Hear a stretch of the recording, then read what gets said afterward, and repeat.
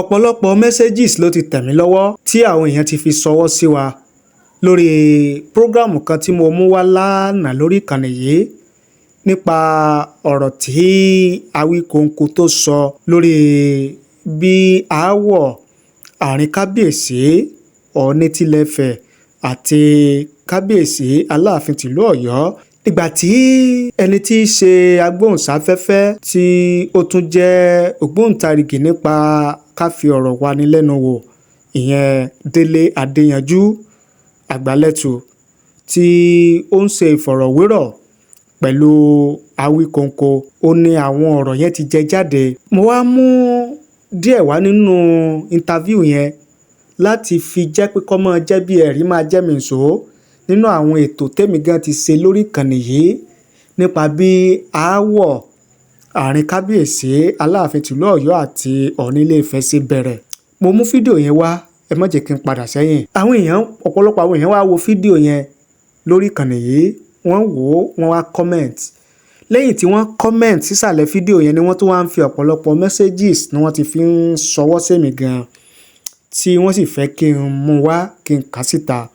Mo á fẹ́ kẹ́ ẹ farabalẹ̀ kájọ gbọ́ bí wọ́n ti fi ṣọwọ́ gẹ́gẹ́ bí èrò àti ìwòye tiwọn.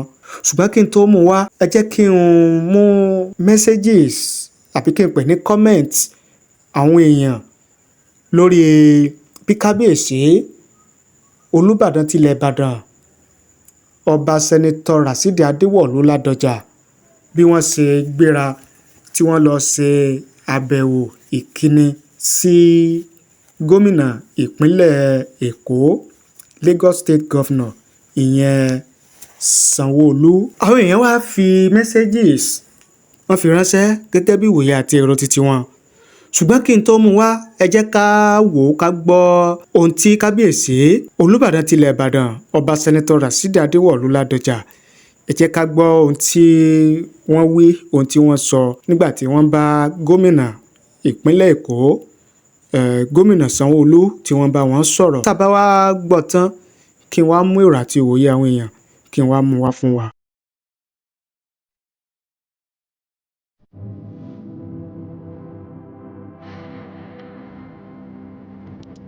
Excellency, the Governor of Lagos State.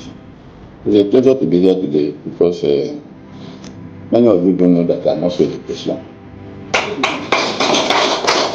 So I was in Lagos until I was invited to go to the Senate, where I met Asiwaju, I met Tony, Jeffrey, and Fofo Governor.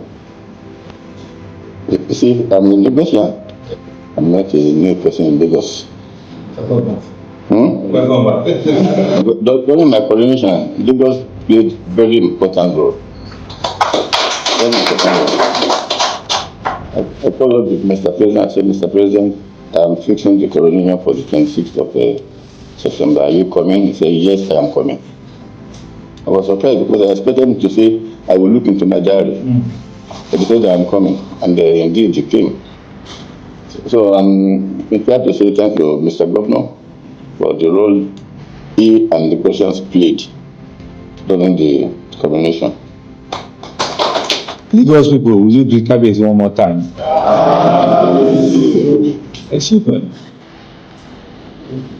Our father, our leader, let me on their behalf, let me welcome His Imperial Majesty, a man that has several caps, a one-time senator of the Federal Republic, a one-time executive governor of the state secretariat, an outstanding Nigeria, a distinguished Lagosian, but a son of the soil. His Royal Majesty Rashid Adewolu Ládọjà, the Olúbàdàn of Ìbàdàn land, and Oyo State, and Nigeria in general. God will spare you, God will give you renewed energy, will give you strength, will give you wisdom to rule and rule well. We are indeed happy that stepping out of Oyo State is Lagos, We'll continue to reference and refer that, sir. And want to assure you that everything you stand for that is good, we'll continue to honor and keep it. Mr. President is proud of you.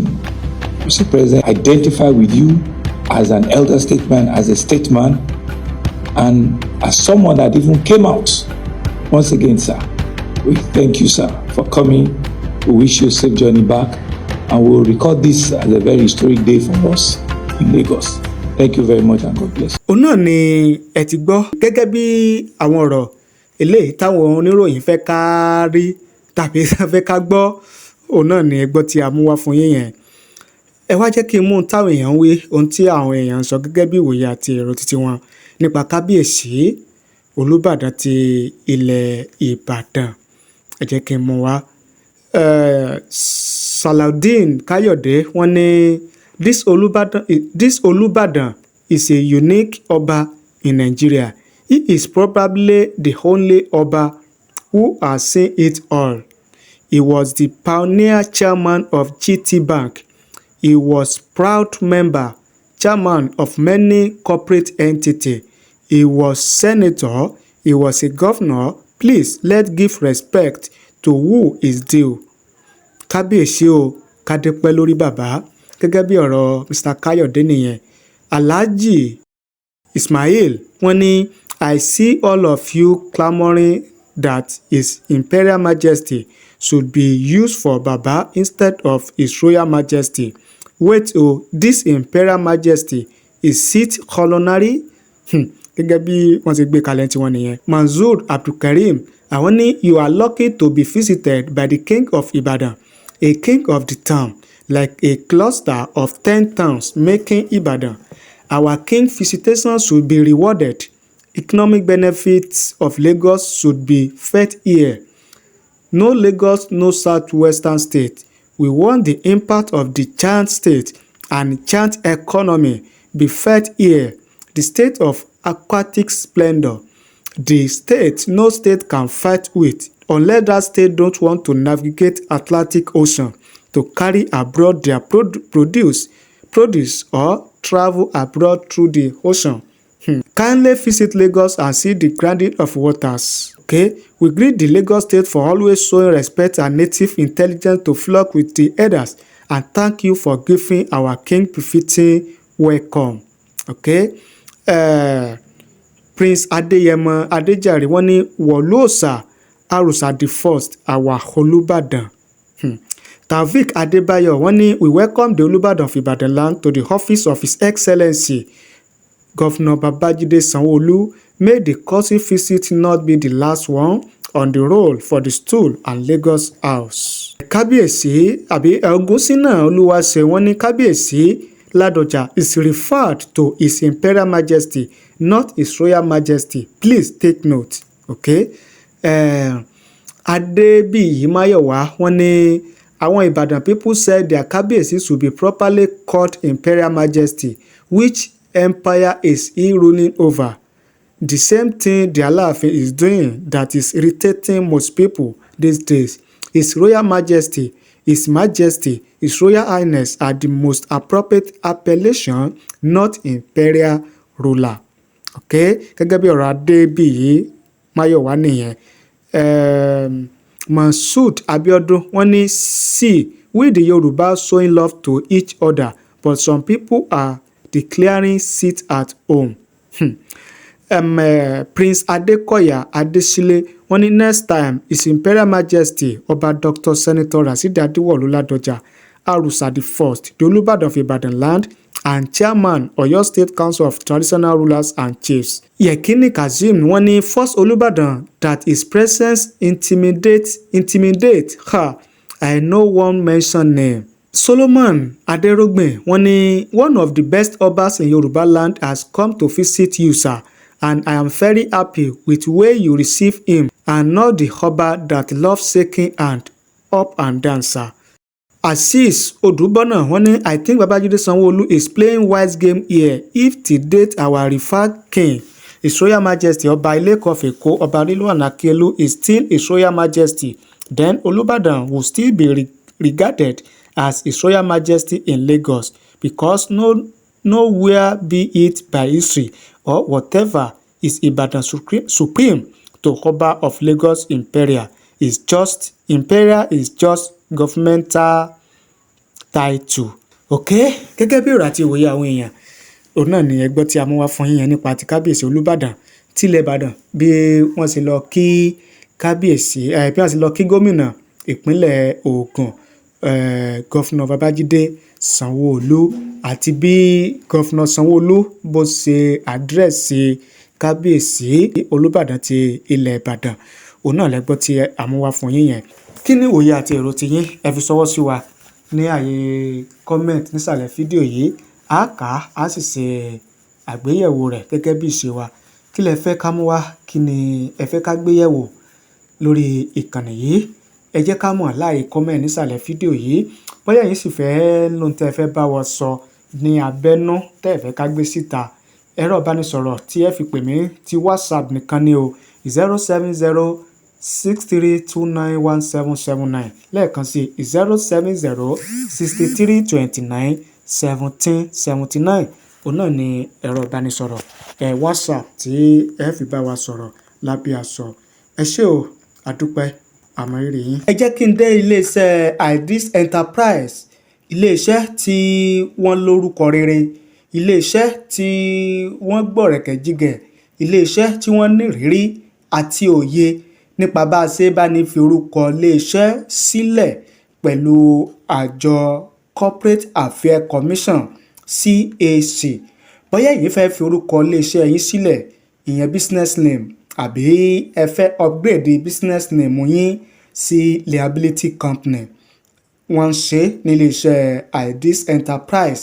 Bóyá ẹ̀yin dẹ̀ fẹ́ gba certificate TIN, ìyẹn tax identification number certificate, ẹ fẹ́ gbà á, iṣẹ́ wọn ni nílé iṣẹ́ Ideas Enterprise. Bákan náà, bóyá àjọ tàbí association kan lẹ́yìn ní tí ẹ wá fẹ́ fi orúkọ sílẹ̀ lọ́dọ̀ àjọ Corporate Affairs Commission CAC kẹ́ lè láǹfààní sí àwọn owó ìrànwọ́ tí ìjọba àpapọ̀ tí wọ́n ń fún àwọn onílé iṣẹ́ àti àwọn ẹgbẹ́jẹgbẹ́ tí wọ́n bá ti forúkọ sílẹ̀. Ẹ bá iléeṣẹ́ Ideas Enterprise ẹ bá wọn sọ̀rọ̀, mo sì mọ̀ wípé ayọ̀ ni yóò padà já sí, torí pé ọ̀pọ̀lọpọ̀ àwọn tí wọ́n ti ń bá wọn dòwò pọ̀ tí wọ́n ń gbéṣẹ́ fún wọn ò ní wọ́n ń kan sára tí wọ́n sì ń dúpẹ́ nígbẹ̀yìn. Ìdí abájọ ni pé wọn kì í fi iṣẹ́ wọn falẹ̀, àsìkò péréte òun náà ni ohun tí wọ́n bá yín ṣe òní yóò jáde. Bóyá ìforúkọsílẹ̀ iléeṣẹ́ ni àbí ti NGO, ìyẹn non-governmental organization, tàbí ẹ̀yin fẹ́ ṣe NIN modification, wọ́n ń ṣe níléeṣẹ́ Ideas Enterprise. Bákan náà, bóyá ẹ̀yin fẹ́ máa gbé ọjà local goods, ẹ fẹ́ máa gbé lọ sí orílẹ̀-èdè míì, ẹ wá ń wá ọ̀nà àbáyọ, ẹ fẹ́ gba ìwé ẹ̀rí tí ẹ fi lè mọ láǹfààní láti máa gbé ọjà lọ sí ilẹ̀ òkèèrè, ìyẹn export license, iléeṣẹ́ Ideas Enterprise wọ́n bá yín ṣe lọ́nà ìrọ̀rùn láì ní fi àsìkò ṣòfò. Bákan náà, iléeṣẹ́ Ideas Enterprise wọ́n bá ní gba international passport ní àárín àsìkò péréte láì ní fi àsìkò ṣòfò tí kò sì ní ná yín ní wàhálà kankan. Nítorí wá jẹ́ kó rọrùn ni wípé kò síbi tẹ́ ẹ̀ ti lè bá wọn dòwò pọ̀. Ìlú wo lẹ̀yin wà, orílẹ̀-èdè wo lẹ̀yin wà, ẹ̀yin ẹ kàn pè wọ́n kẹ́ ẹ bá wọn sọ̀rọ̀, kẹ́ ẹ ṣàlàyé ohun tẹ́ ẹ bá fẹ́ fún wọn. Mo sì fọwọ́ sọ̀yà wípé ìrọ̀rùn òní yóò bá dé. Ẹ̀rọ ìbánisọ̀rọ̀ wọn ni 09037690638. ẹ gbọ́ lẹ́ẹ̀kan sí 09037690638. òun náà ni ẹ̀rọ ìbánisọ̀rọ̀ Ideas Enterprise. ẹ pè wọ́n lónìí kẹ́ ẹ bá wọn sọ̀rọ̀. Ideas Enterprise ní ẹ̀kan sí o, registration ilé iṣẹ́ àti mọ́tò báwo lẹ ṣe fẹ́ sí owó. Ideas Enterprise àwọn ní bàbá. Ideas Enterprise ilé-iṣẹ́ tó láàmìlaka tó ta kànmọ́lẹ̀ káàkiri àgbáyé. Ideas Enterprise ilé-iṣẹ́ tó mójúlẹ̀jà nípa bá a ṣe bá ní forúkọ ilé-iṣẹ́ ẹni sílẹ̀ pẹ̀lú àjọ Corporate Affairs Commission CAC àti Small and Medium Scale Enterprise láàrin àsìkò péréte bíbáni gba tax identification number TIN láì múnira lọ́wọ́. iléeṣẹ́ Ideals Enterprise tó ń bá ní gba ìwé ìrìnnà international passport láàrin àsìkò péréte láìsí làálàá. gbogbo ohun tó jẹmọ́ online services ni wọ́n ń ṣe lọ́dọ̀ wọn. ìrírí àti ẹ̀kọ́ tí wọ́n ní níṣẹ́ wọn fi rọrùn gbà. gbogbo àwọn tí wọ́n bá wọn dòwò pọ̀ ni wọ́n ń kan sáárá. nítorí owó wọn ò gara, wọn kì í fi àsìkò ṣòfò. ìrọ̀rùn níṣẹ́ wọn. níléeṣẹ́ Ideals Enterprise gbogbo bilọ́jà wọn dé lórí ẹ̀rọ ayélujára Facebook Ideals Enterprise, TikTok Ideals Enterprise, Instagram Ideals Enterprise. ẹ tún lè bá wọn sọ̀rọ̀ lójú òpó WhatsApp 0903-769-0638 lẹ́ẹ̀kan sí 0903-769-0638. Ideals Enterprise, iṣẹ́ wọn fi ni lọ́kàn balẹ̀.